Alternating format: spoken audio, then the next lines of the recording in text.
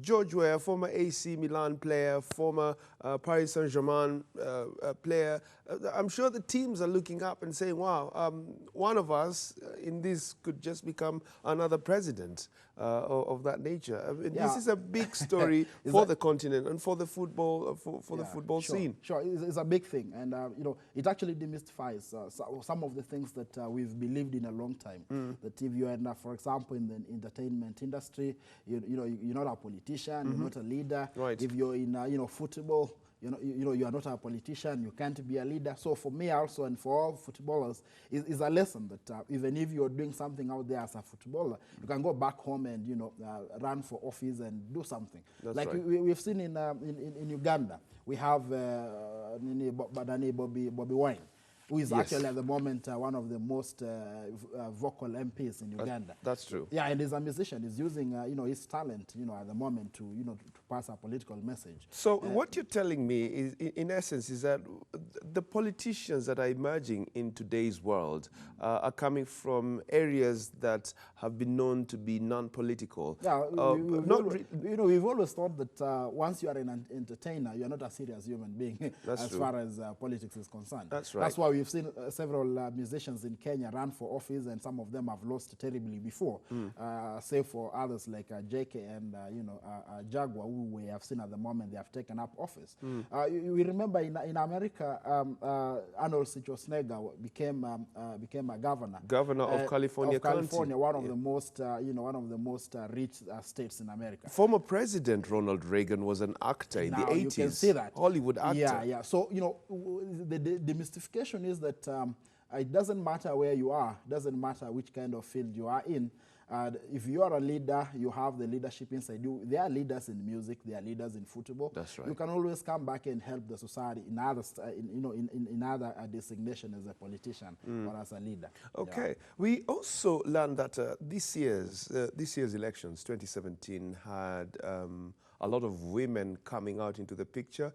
Joyce Laboso from trounced Isaac Ruto at the time. And before maybe we go to that, for the sake of our viewers, I had mentioned the most fraudulent election in history. That was in Liberia. Actually, it was in 1927. I just remembered.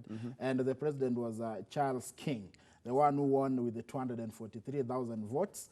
The registered voters were 15,000. I mean, less than 15,000. And it went into the Guinness Books of Records as the most fraudulent election. Most fraudulent elections coming from Liberia. Yeah. So you're speaking about women. Yes. Yeah. I'm very proud, and I say this from a personal perspective, is that women this time round are taking up leadership positions, which is something very, very admirable. What's your take on that?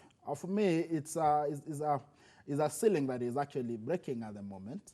We've seen women become leaders in other fields like business. We've seen in other industries, even in music and other areas. Yes. Other sectors like energy. We have, you know, we have one of the few women who are, you know, who are in the industry are known to be in the other side of business. Yes. But now in politics, I'm also happy that women are taking up positions. Of course, we have the three governors, Laboso, we have the one from Charity Ngilu, and Charity Ngilu. And I believe that, you know, women, if they are given a chance, you know, sometimes, you know, this debate about equality and the debate about giving women a chance is a skewed one. And for me, my views on that one are a little bit, you know, controversial because I may not agree with so many people. But I normally say, let's have women competing, I mean, on the same platform as men. Yes. I mean, if we go, like Governor Laboso was competing with Isaac, and actually Isaac was one of the most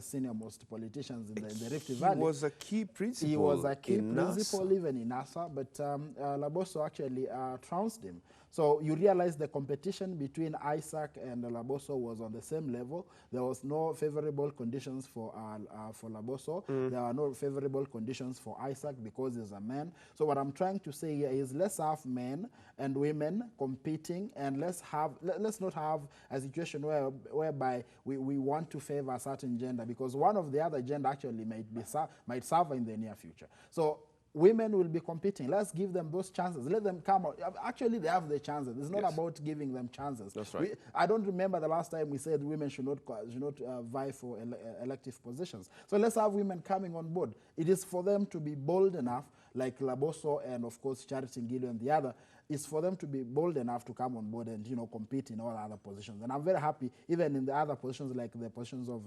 governor, position of senators, Yes. we have some. And of course, in the positions of MPs, we also have some. So it's a good thing. It's a good thing for Africa and, of course, for Kenya. Okay.